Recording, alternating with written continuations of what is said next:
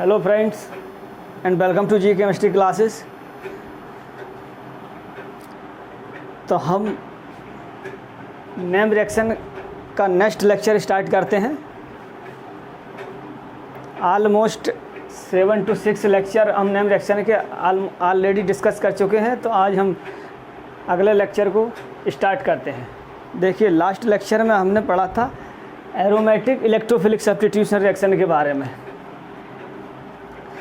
अब देखिए, बहुत सारे इलेक्ट्रोफाइल भी हमने देखे थे कि इलेक्ट्रोफाइल कहाँ से जनरेट किए जा सकते हैं, कौन कौन से रीजेंट है जहाँ से इलेक्ट्रोफाइल का जनरेशन किया जा सकता है।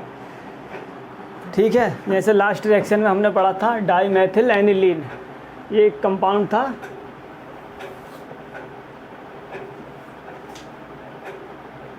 यानी एनिलीन से दोनों हाइड्रोजन को मैं मैथिल ग्रुप से सब्स्टिट्यूट कर देता हूँ, तब इसकी रिएक्शन हमने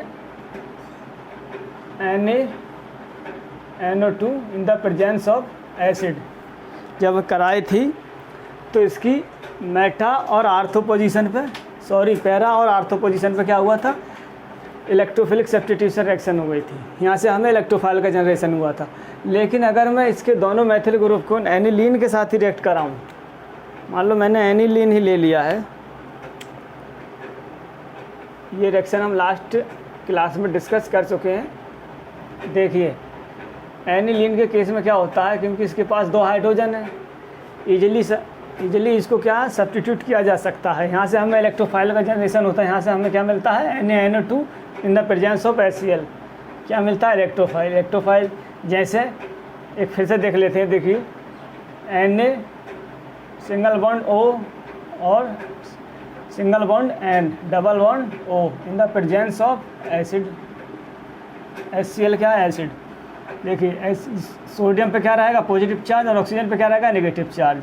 तो यहाँ से HCl क्या करेगा, H+ देगा, ऑक्सीजन इस ऑक्सीजन से अटैच हो जाएगा हमारा H+, तो ये हो जाएगा ON डबल बॉन्ड O, और यहाँ से साथ में निकल जाएगा NaCl।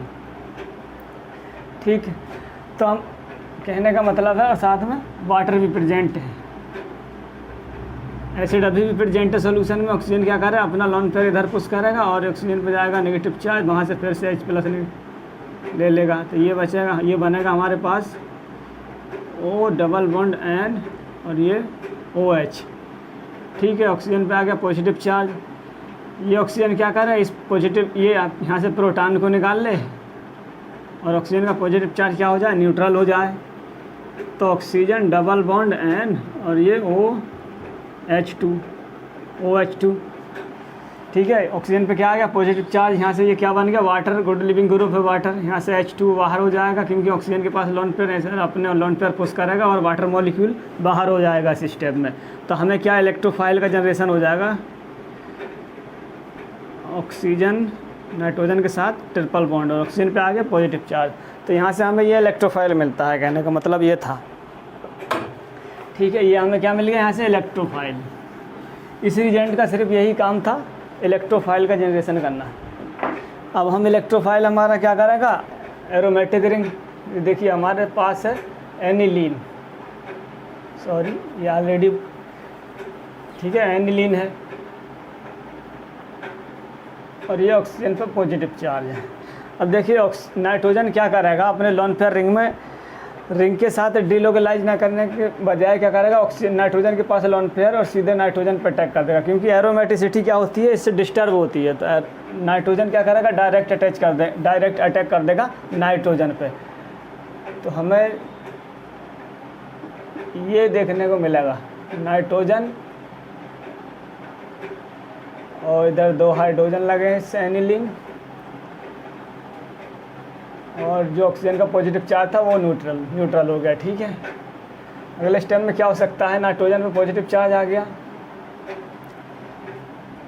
देखिए, अगले स्टेप में क्या हो सकता है, ऑक्सीजन इस हाइड्रोजन को ले ले और ऑक्सीजन नाइट्रोजन पे क्या आ जाएगा, नाइट्रोजन का पॉजिटिव चार्ज क्या हो जाए, न्यूट्रल।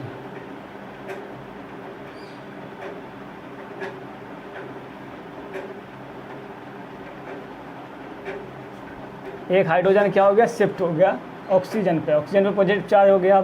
अब नाइट्रोजन क्या कर रहा है, ये अपने लोन पे इधर पुश करेगा, ऑक्सीजन का फिर से पॉजिटिव चार्ज न्यूट्रल हो जाएगा। ठीक है, इसकी एक बार फिर मैकेनिज्म देख लेते हैं। अब ये नाइट्रोजन है, नाइट्रोजन के बीच क्या हो गया, डबल बॉन्ड हो गया, और ये हो गया OH, सॉरी ये सिंगल H था, सिंगल प्रोटॉन, ये OH। फिर से नाइट्रोजन पे प्रोटॉन है, नाइट्रोजन में फिर से पॉजिटिव चार्ज है, तो ये प्रोटॉन फिर से क्या कर रहा है, इस ऑक्सीजन पे चला जाए तो OH2 पॉजिटिव हो जाएगा, ऑक्सीजन के पास फिर से लोन पेयर होगा, तो ये क्या कर रहा है, इधर पुश करेगा, वाटर मॉलिक्यूल फिर से रिलीज हो जाए इस स्टेप में। तो हमें क्या मिलेगा, फाइनली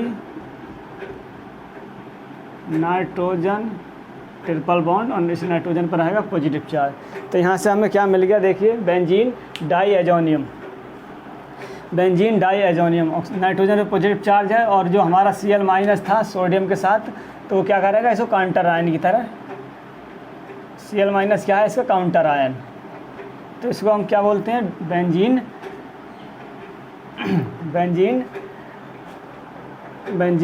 डाईएजोनियम क्लोरोबेंजीन। ठीक है, ये क्या है,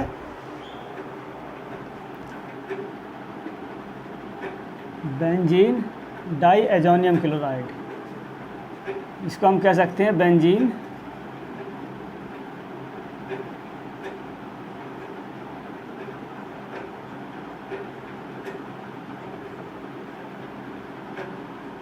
डाईएजोनियम क्लोराइड। ठीक है, यह डाईएजोनियम साल्ट है, इसको डाईएजोनियम साल्ट भी बोलते हैं।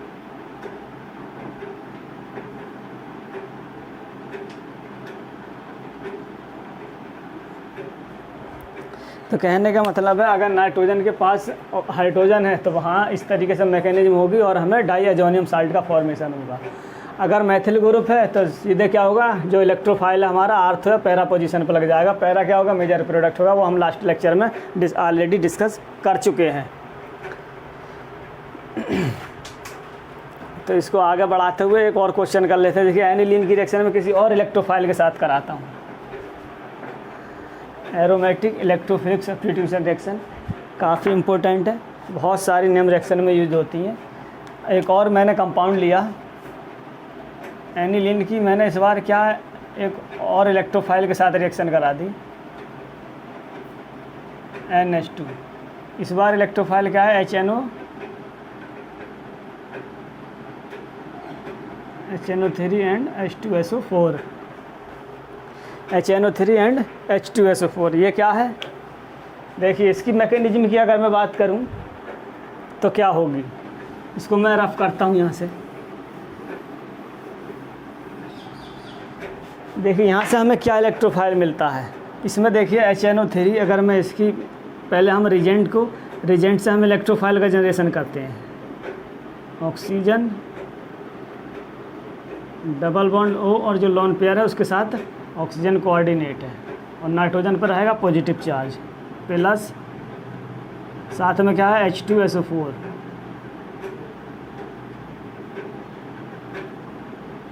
इस तरह से देखिए, इसमें मोर एसिडिक कौन सा है, नाइट्रिक एसिड या H2SO4। अब देखिए यहाँ सल्फ़र क्या है, +6 ऑक्सीडेशन स्टेट में है, और नाइट्रोजन भी क्या है, +5 ऑक्सीडेशन स्टेट में है। ठीक है, अब देखिए यहाँ से हम देख सकते हैं सल्फ़र क्या हाई ऑक्सीडेशन स्टेट में, सल्फ़र भी, और नाइट्रोजन भी हायर ऑक्सीडेशन स्टेट में, +5 +6। अब देखिए यहाँ से मैं अगर हाइड्रोजन को निकाल दूँ तो ऑक्सीजन पर क्या है, नेगेटिव चार्ज आने के बाद वो क्या है, 2 सल्फ़र पे जो ऑक्सीजन है उनके साथ डिलोकलाइजेशन में है, तो सल्फ़र क्या है हमारा, मोर एसिडिक है एज कम्पेयर टू HNO3। तो ये क्या करेगा, जैसे ही ऑक्सीजन अपने लोन पेयर इधर पुश करेगा और ये ऑक्सीजन का जो डबल बॉन्ड है यहाँ से इस प्रोटॉन को एक्सेप्ट कर लेगा, तो हमें क्या मिलेगा, HO, ऑक्सीजन नाइट्रोजन के साथ डबल बॉन्ड हो गया, ये ऑक्सीजन पे आ गया पॉजिटिव चार्ज, और ये सिंगल बॉन्ड OH, ये coordinate bond of the oxygen. अगले स्टेप में क्या हो सकता है, ऑक्सीजन के देखिए ऑक्सीजन के पास है लोन पेयर, और इस हाइड्रोजन पे क्या है, यहाँ से इस प्रोटॉन को क्या करेगा, एक्सेप्ट कर लेगा, और ऑक्सीजन का पॉजिटिव चार्ज क्या हो जाएगा, न्यूट्रल हो जाएगा। तो हमें क्या मिलेगा, ऑक्सीजन नाइट्रोजन और ये OH2 का फॉर्मेशन कर लेगा, और ऑक्सीजन पे पॉजिटिव चार्ज आ जाएगा, और ये ऑक्सीजन है। देखिए यहाँ से फिर क्या है, वाटर मॉलिक्यूल क्या है, लिविंग ग्रुप है। यहाँ से ऑक्सीजन जैसे अपने लोन पेयर पुश करेगा, यहाँ से वाटर मॉलिक्यूल रिमूव हो जाएगा, H2O बाहर। तो oxygen triple bond an coordinate bond of the oxygen, ये हमें आ गया ऑक्सीजन पे पॉजिटिव चार्ज। यहाँ से क्या मिला हमें, ये इलेक्ट्रोफाइल मिला। ये क्या है हमारा इलेक्ट्रोफाइल। अब इलेक्ट्रोफाइल की रिएक्शन हम अपने सब्सट्रेट के साथ करा देंगे। अब ये देखिए यहाँ से हमें इलेक्ट्रोफाइल मिला, नाइट्रोजन, मैं इसकी इधर लिखता हूँ मैकेनिज्म।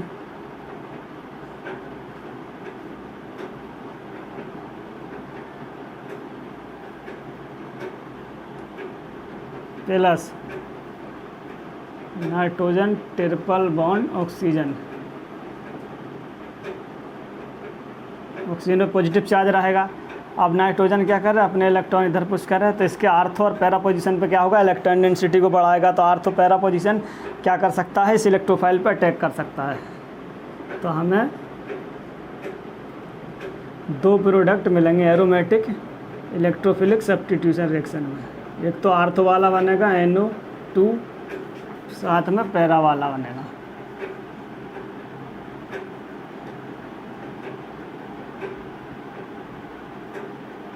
NO2, ठीक है। तो ये भी क्या है, एक इलेक्ट्रोफाइल है। एक और रिएक्शन में अगर देखूं इलेक्ट्रोफाइल और कैसे जनरेट किया जा सकता है, देखिए इसको मैं फिर से रफ करता हूँ।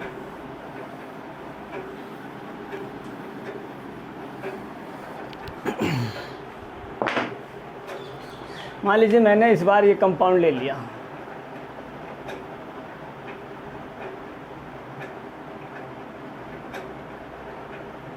CCl3, इसकी रिएक्शन मैंने करा दी किसी हेलोजन कंपाउंड से, Cl2 ले लिया in the presence of Lewis acid, FeCl3। Lewis acid देखिए क्या करता है, जो हमारा इलेक्ट्रोफाइल है उसकी इलेक्ट्रोफिलिसिटी को और इंक्रीज कर देता है। वो कैसे, देखिए ये Cl2 है, इसको मैं ओपन करके लिखूँगा ये Cl, और साथ में क्या है FeCl3।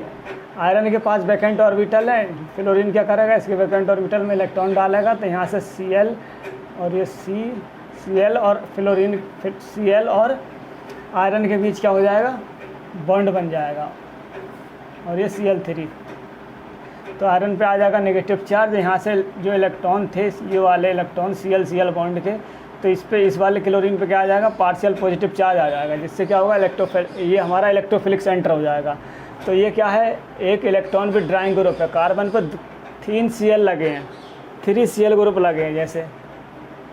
तो हमें क्या मिलेगा, यहाँ से इलेक्ट्रोफाइल, यहाँ से इस पर Cl पे आ जाएगा पॉजिटिव चार्ज, और ये FeCl3 ये नेगेटिव चार्ज हो जाएगा इधर।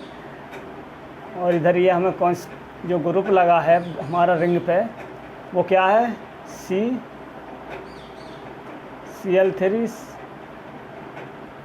ये है। ये कैसे ग्रुप लगा है, प्लस I इफेक्ट लगाएंगे तो क्या करेंगे, रिंग से इलेक्ट्रॉन डेंसिटी को रिड्यूस करेंगे, इलेक्ट्रॉन डेंसिटी को क्या करेंगे, अपनी तरफ पुल करेंगे। जब इलेक्ट्रॉन डेंसिटी को अपनी तरफ पुल करेंगे तो रिंग की कौन सी पोजीशन पे इलेक्ट्रॉन डेंसिटी ज़्यादा होगी, देखिए कौन इलेक्ट्रॉन डेंसिटी ज़्यादा होगी। अगर ये बॉन्ड इधर मूव करेगा तो इसकी आर्थो पोजीशन पे क्या है, इलेक्ट्रॉन डेंसिटी क्या है, कम हो जाएगी। लेकिन जैसे ही ये बॉन्ड इधर मूव करेगा तो इसकी मेटा पोजीशन पे इलेक्ट्रॉन डेंसिटी क्या है, ज़्यादा है, पैरा पोजीशन पे कम हो जाएगी, क्योंकि बॉन्ड इधर मूव करेगा। तो ये कैसा ग्रुप है, मेटा डायरेक्टिंग ग्रुप है। तो ये मेटा पोजीशन से ये क्या करेगा, इस पर अटैक कर देगा। हमें रिंग पे सब्स्टिट्यूएंट को पहचान लेना है, वो कैसा है, इलेक्ट्रॉन विद ड्राइंग ग्रुप है या इलेक्ट्रॉन रिलीजिंग ग्रुप है। तो फाइनली जो हमें प्रोडक्ट मिलेगा Cl3, और मेटा पोजीशन में लग जाएगा हमारा ये ग्रुप आकर Cl, ठीक है।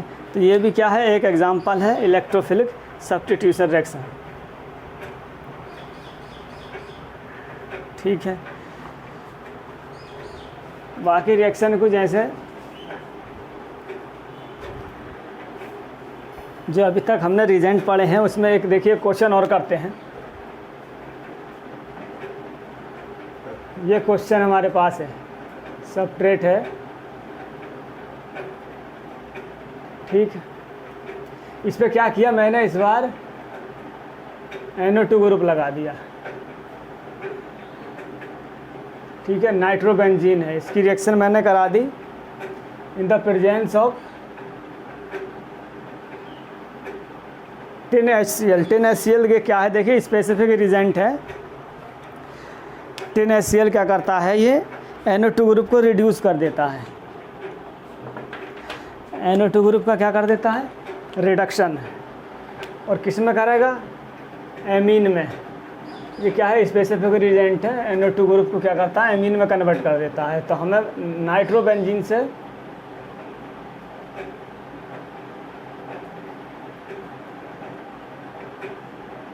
एनिलीन मिल जाएगी। नाइट्रोबेंजीन से क्या मिल गई, एनिलीन। अगले स्टेप में मैंने फिर से वही रिजेंट लगा दिया, NaONO2, ठीक है, NaONO in the presence of HCl, in the presence of HCl। ये क्या करता है, NO2 ग्रुप को क्या करता है, डाईएजोनियम साल्ट या डाईएजोनियम बेंजीन डाईएजोनियम क्लोराइड बना देता है। नाइट्रोजन अपोजिट चार्ज और Cl क्या है, काउंटर आयन है। अब मैं इसकी इस रिएक्शन, अब ये जो हमें मिला है डाईएजोनियम साल्ट जो मिला है, ये देखिए क्या है, ये वेरी गुड लिविंग ग्रुप यहाँ से बन जाता है। नाइट्रोजन क्या है कि गुड लिविंग ग्रुप है, नाइट्रोजन गैस है, इसका ड्राइविंग फोर्स भी है नाइट्रोजन गैस रिलीज होना। तो ये क्या है, वेरी गुड लिविंग ग्रुप है। वेरी गुड लिविंग ग्रुप होने की वजह से ये जो मॉलिक्यूल है हमारा डाईएजोनियम साल्ट है, डाईएजोनियम साल्ट क्या है, वेरी लो टेम्परेचर पे क्या है, स्टेबल है। अदरवाइज थोड़ा भी टेम्परेचर अगर मैं बढ़ा दूँ तो लिविंग ग्रुप क्या कर जाएगा, यहाँ से लीव कर जाएगा बहुत ईजीली, क्योंकि नाइट्रोजन क्या है, गुड लिविंग ग्रुप है। तो ये लगभग जो टेम्परेचर हम इसका रखते हैं 0 से 5 डिग्री सेल्सियस टेम्परेचर पे क्या है, ये थोड़ा बहुत स्टेबल कंपाउंड है। अब इसकी रिएक्शन में जैसे ही देखिए फास्फोरिक एसिड के साथ करा दूँ, फास्फोरिक एसिड H3PO2 के साथ, H3PO2 के साथ जैसे ही मैं रिएक्शन कराऊंगा तो ये क्या है, नाइट्रोजन गैस निकल जाएगी और हमें साथ में मिल जाएगी बेंजीन।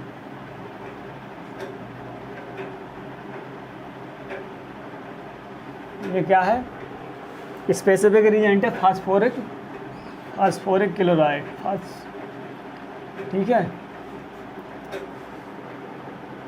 Phosphoric acid, sorry. ये फास्फोरिक एसिड क्या करेगा, यहाँ से N2 को एलिमिनेट कर देगा और बेंजीन का फॉर्मेशन हो जाएगा।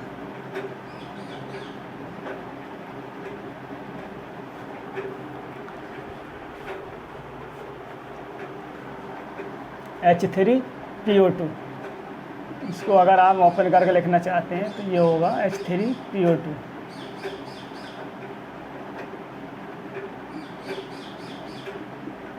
फास्फोरिक एसिड,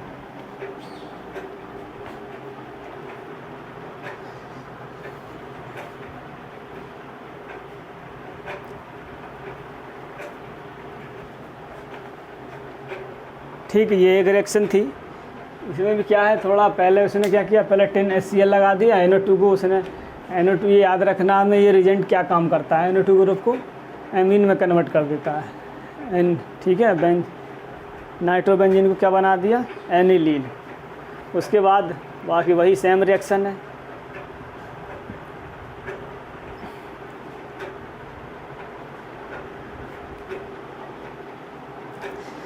एक इम्पोर्टेंट करके लिखिए,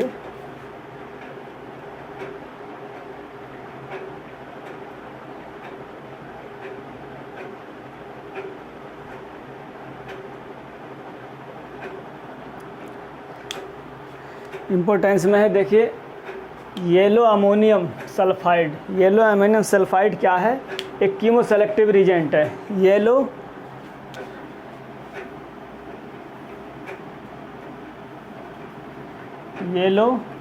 अमोनियम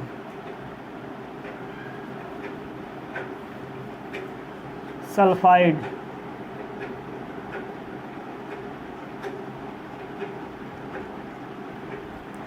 येलो अमोनियम सल्फाइड एक क्या है, कीमो सेलेक्टिव रिजेंट है, जिसका यूज होता है इसका यूज क्या होता है, देखिए अगर कोई दो NO2 ग्रुप अगर प्रेजेंट है, कीमो सेलेक्टिविटी क्या होती है, जहाँ दो फंक्शनल ग्रुप प्रेजेंट हैं और हम किसी एक ग्रुप पर क्या करते हैं, एक फंक्शनल ग्रुप पर रिएक्शन कराना चाहते हैं, तो उसके लिए एक कोई रिजेंट होता है, उसी को क्या करता है, एक ग्रुप को रिएक्ट कराते हैं हम, ये इसको क्या बोलते हैं, कीमो सेलेक्टिविटी। या एक ग्रुप को प्रोटेक्ट करा देंगे तो दूसरे फंक्शनल ग्रुप पर रिएक्शन हो जाएगी। ये क्या है, येलो अमोनियम सल्फाइड। देखिए NH4 का होल 2S, ये क्या है, येलो अमोनियम सल्फाइड। ये क्या करता है, कीमो सेलेक्टिव रिजेंट है। ये क्या करेगा, देखिए 1 NO2 ग्रुप का रिडक्शन कर देगा। 1 NO2 ग्रुप क्या करेगा, reduction out of 2 NO2 group. अगर मैंने मान लीजिए दो NO2 ग्रुप लगा दिए किसी बेंजीन रिंग पे, फॉर एग्जांपल ये कोई रिंग है NO2, एक मैंने ये NO2 लगा दिया, दूसरा NO2 मैंने इसकी मेटा पोजीशन पे लगा दिया इसकी। देखिए आउट ऑफ 2 NO2 ग्रुप ये क्या करेगा, 1 NO2 ग्रुप का रिडक्शन कर देगा। इसको क्या कहते हैं, ये कीमो सेलेक्टिविटी बोलते हैं। NH4 का होल 2 सल्फर। तो क्या है, कोई सा एक ग्रुप क्या कर देगा, इसको रिडक्शन कर देगा।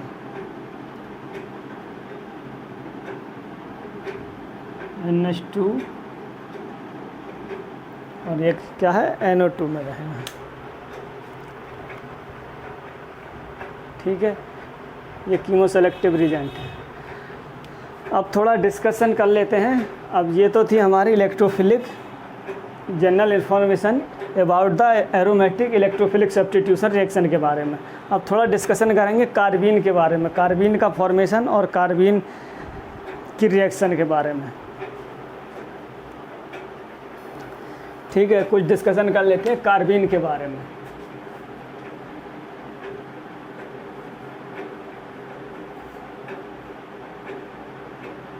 कार्बीन,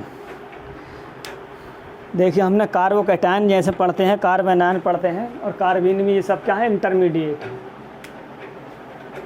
फॉर एग्जांपल मैंने ये CH4 ले लिया, कार्बन क्या है, अब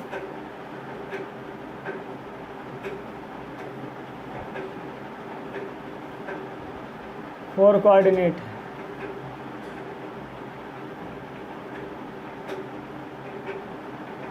टेट्राहेड्रल है, ये मीथेन है।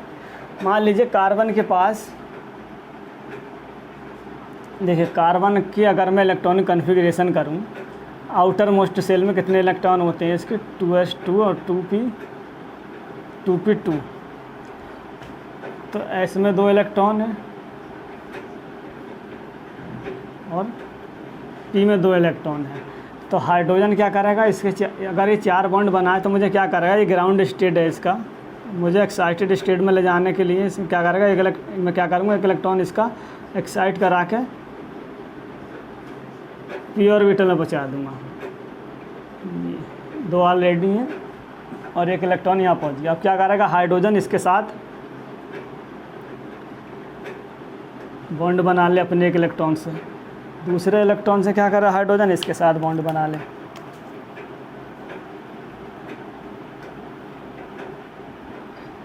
दूसरा और तीसरा थर्ड हाइड्रोजन भी क्या कर रहा है, इस p ऑर्बिटल के साथ इस तरीके से बॉन्ड बना लेगा।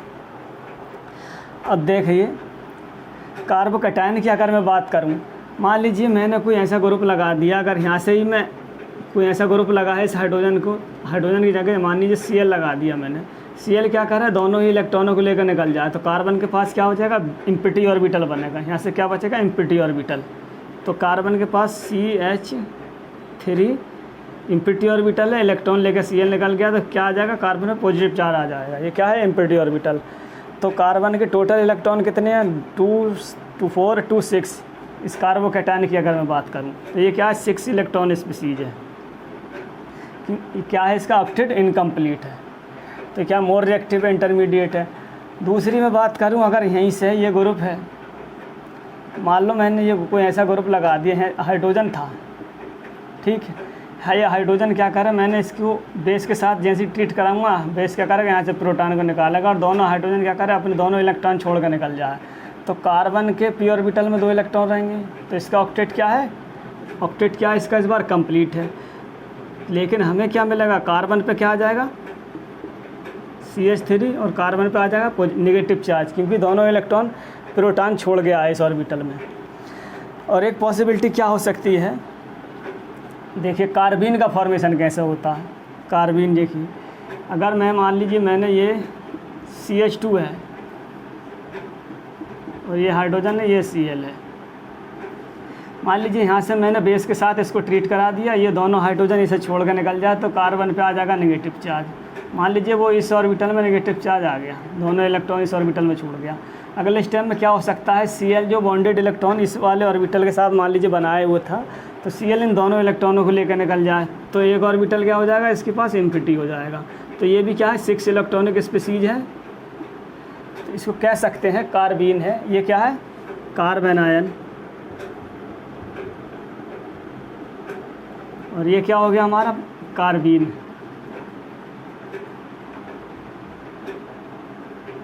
और ये क्या है, कार्बोकैटायन।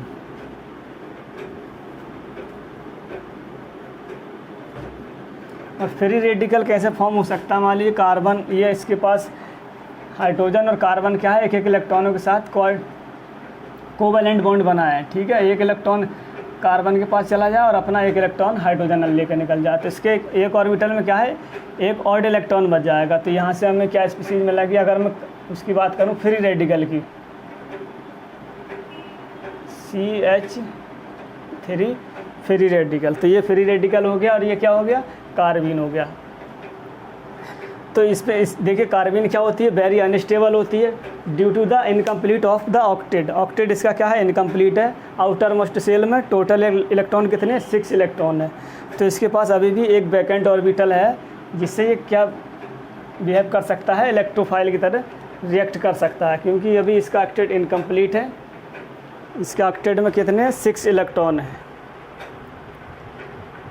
और देखिए कार्बन, नाइट्रीन जो हमारी होती है, ये कार्बीन क्या है हमारी, देखिए ये क्या है, negative charge, negatively charge species है कार्बन आयन, इस पर क्या है, नेगेटिव चार्ज है। और ये कार्बोकैटायन कैसा है, दोनों ही इलेक्ट्रॉन क्या है, यहाँ से Cl लेकर निकल गया था कोई भी लिविंग ग्रुप, तो ये कैसा है, पॉजिटिव चार्ज आ जाएगा इस पर। ये क्या, तो ये क्या पॉजिटिव चार्ज स्पीसीज है। बात करें इसकी कार्बीन, कार्बीन में देखिए एक एटम ने क्या किया था, इलेक्ट्रॉन इस पर छोड़ के चला गया था, जिसकी वजह से नेगेटिव चार्ज आ गया था।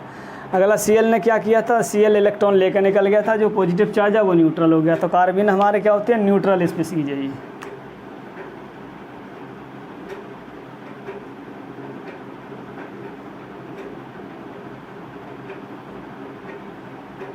ठीक है, कार्बन क्या होती है, न्यूट्रल स्पीसीज होती है। अब थोड़ी बात कर लेते हैं फॉर्मेशन ऑफ कार्बन। देखिए कार्बन का जो जनरली हम फॉर्मेशन करते हैं फोटोलिसिस या थर्मोलिसिस, यानी HNO कंडीशन में या हीटिंग कंडीशन में क्या है, कार्बन का फॉर्मेशन होता है। जैसे हम डाईएजोमीथेन की बात करते हैं, डाईएजोमीथेन क्या करती हैं, फोटोलिसिस कंडीशन में और थर्मल कंडीशन में बहुत ईजिली कार्बन का फॉर्मेशन करती हैं। तो कार्बन के फॉर्मेशन की बात कर लेते हैं, फॉर्मेशन ऑफ कार्बन।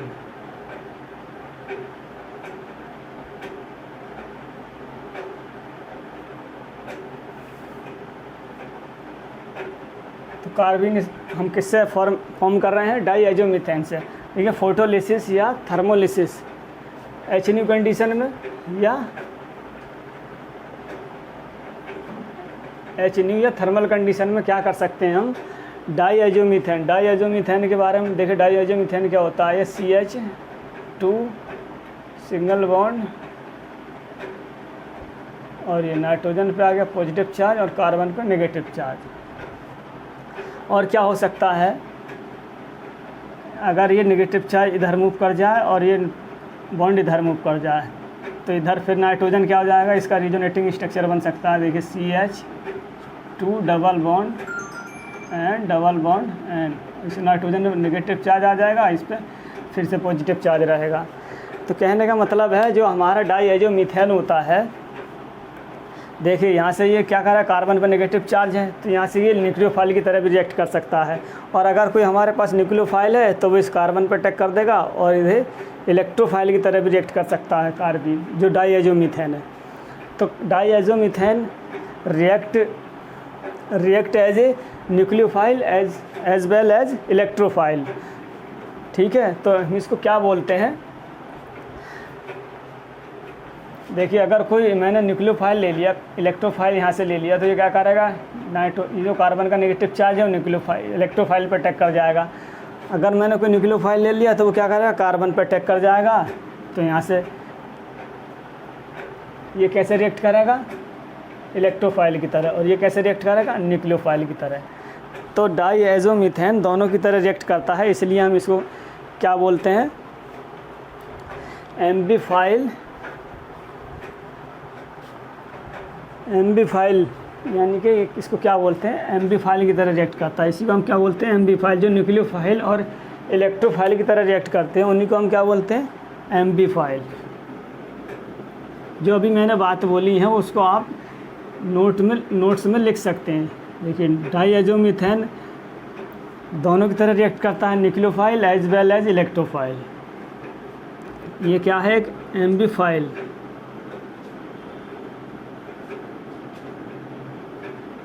इसी को हम बोलते हैं एम्बीफाइल, इलेक्ट्रोफाइल और न्यूक्लियोफाइल की तरह। अगर कोई रिएजेंट रिएक्ट करता है तो उसी को बोलते हैं एम्बीफाइल। अब डाईएजोमीथेन की रिएक्शन अगर मैं करा दूं इन द प्रेजेंस ऑफ HNU और थर्मल कंडीशन में,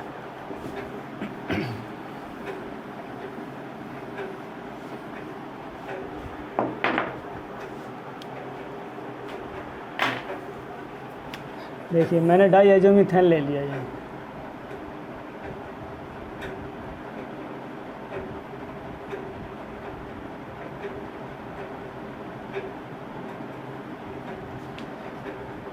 इन द प्रेजेंस ऑफ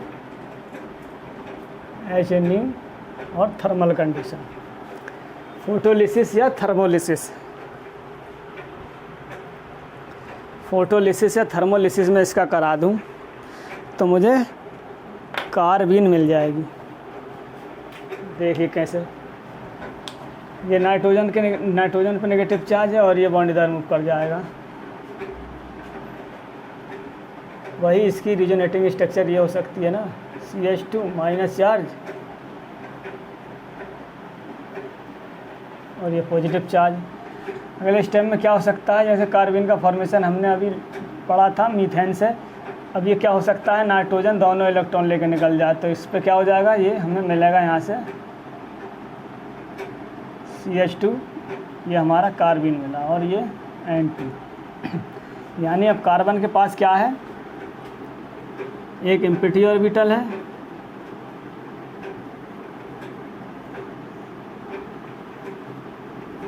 और एक वैकेंट ऑर्बिटल, एक फील्ड ऑर्बिटल है।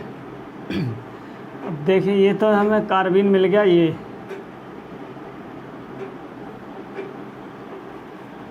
अब ये कार्बन की क्या होती है, दो फॉर्म होती है, ट्रिपलेट कार्बन भी हो सकता है और सिंगलेट कार्बन भी हो सकता है। एग्जाम्पल के तौर पे मैंने मान लीजिए दोनों इलेक्ट्रॉन किसी एक ऑर्बिटल में है। जब दोनों इलेक्ट्रॉन एक ऑर्बिटल में है तो इलेक्ट्रॉन रिपल्सन भी होगा इसमें। ये क्या है, इसके p ऑर्बिटल है, और इसमें क्या होगा, electron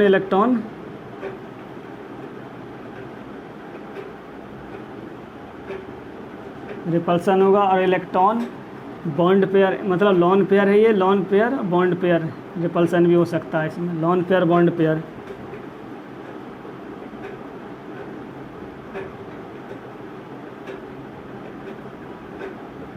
lawn pair bond pair repulsion.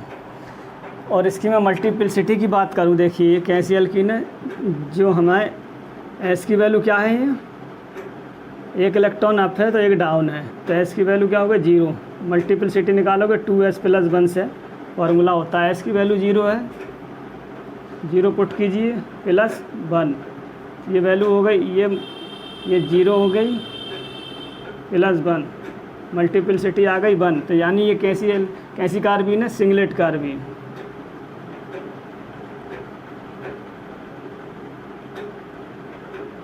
Singlet carbene, दोनों इलेक्ट्रॉन क्या है? किसी एक p ऑर्बिटल में है।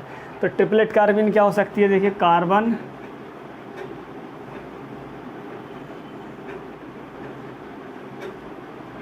मान लीजिए इस बार क्या है, दोनों इलेक्ट्रॉन अलग अलग ऑर्बिटल में, और दोनों इलेक्ट्रॉनों की जो स्पिन है वो सेम है।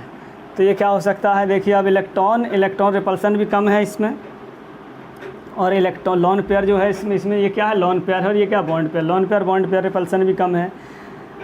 लेकिन मैं इसकी अगर मल्टीप्लिसिटी की बात करूं, मल्टीप्लिसिटी क्या होगी? एस की वैल्यू क्या हो गई यहाँ? हाफ, इलेक्ट्रॉन का स्पिन क्या होता है? हाफ प्लस हाफ, और ये plus half equal to 1। S की वैल्यू 1 हो गई, तो मल्टीप्लिसिटी क्या होगी? 2s+1 से 2 × s की वैल्यू 1 + 1, मल्टीप्लिसिटी आ गई 3। यानी ये कैसी कार्बीन है? Triplet carbene.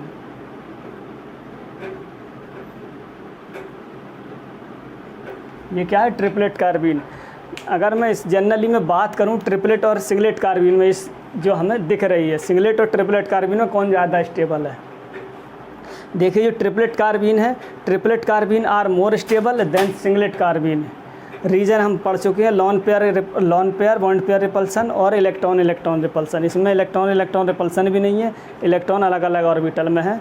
तो आप लिख सकते हैं triplet carbene is more stable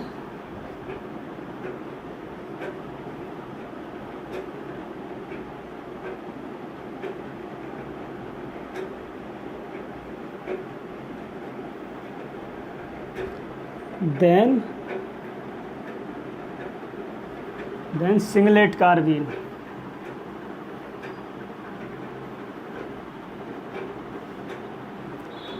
in generally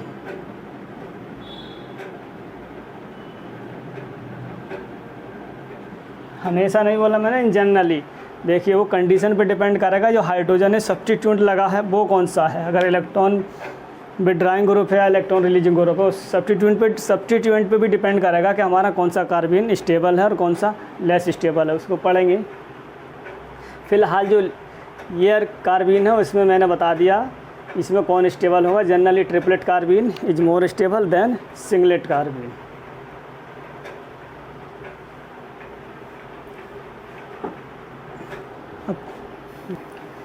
अब थोड़ी सी बात कर लेते हैं कि हमें कैसे पता लगेगा कि ये ट्रिपलेट कार्बीन बनेगा या सिंगलेट कार्बीन बनेगा। तो देखिए वो डिपेंड करता है सॉल्वेंट पे। सॉल्वेंट हमने क्या लिया है तब कौन सा कार्बीन बनेगा, और सॉल्वेंट चेंज होने पर कार्बीन की मल्टीप्लिसिटी चेंज हो सकती है, यानी सिंगलेट कार्बीन होगी या ट्रिपलेट कार्बीन होगी। फॉर एग्जांपल यदि मैं सॉल्वेंट ले लूँ, इनर्ट सॉल्वेंट या थिक सॉल्वेंट, और इन the presence of inert gas की प्रेजेंस में अगर मैं डाईएजोमीथेन की बात कर रहा हूँ, मैं डाईएजोमीथेन को इनर्ट सॉल्वेंट या थिक सॉल्वेंट या इनर्ट गैस की प्रेजेंस में रिएक्शन कराता हूँ, फोटोलिसिस या थर्मोलिसिस कराता हूँ। जो मैं बातें बोल रहा हूँ उसको ध्यान से सुनना, लिख भी लेना। ये आपके एग्ज़ाम में ये मतलब आपको क्या है, इससे फ़ायदा मिलेगा और आपके एग्ज़ाम में यहाँ से क्वेश्चन आ जाता है।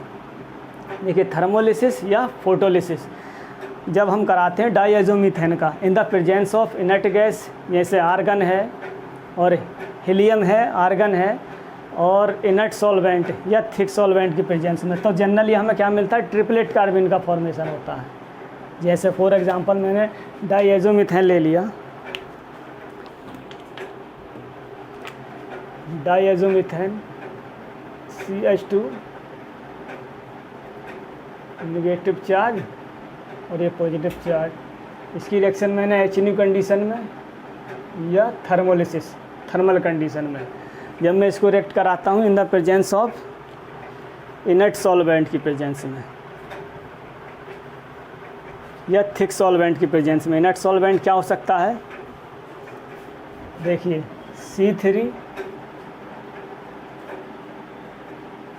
C3F8 भी क्या है हमारा? इनर्ट सॉल्वेंट है।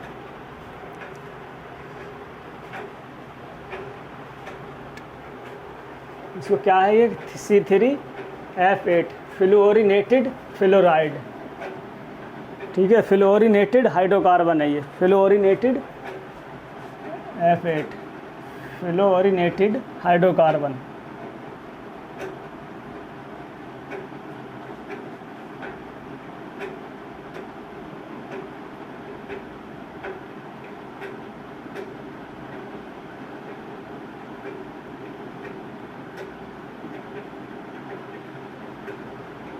ये क्या है हमारा इनर्ट सॉल्वेंट है। आप ये रिएक्शन इनर्ट गैस की प्रेजेंस में भी करा सकते हैं, जैसे हीलियम है और आर्गन है। तब हमें क्या मिलेगा, तब जो हमें कार्बीन मिलेगा हमारा ये CH2 प्लस N2, तब हमें क्या मिलेगा, ट्रिपलेट कार्बीन।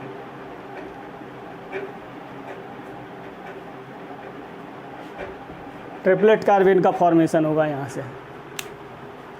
ट्रिपलेट कार्बीन मतलब दोनों इलेक्ट्रॉन की जो स्पिन होगी सेम डायरेक्शन में होगी और अलग अलग ऑर्बिटल में होंगे। अगर मैं इसी की रिएक्शन मान लीजिए जनरली सॉल्वेंट में कराता हूँ, नॉर्मल सॉल्वेंट में कराता हूँ, यानी अगर मैं डाईएजोमीथेन की रिएक्शन DCM में कराता हूँ, जैसे CH2 माइनस N और नाइट्रोजन प्लस, इसकी रिएक्शन नॉर्मल सॉल्वेंट ले लिया मैंने DCM में कराता हूँ।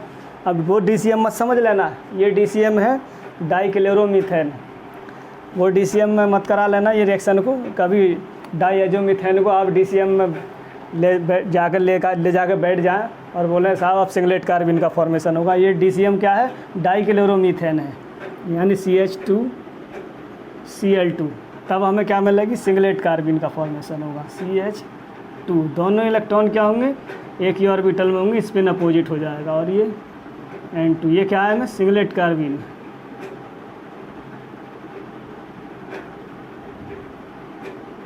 यहाँ से हमें सिंगलेट कार्बन का फॉर्मेशन होगा।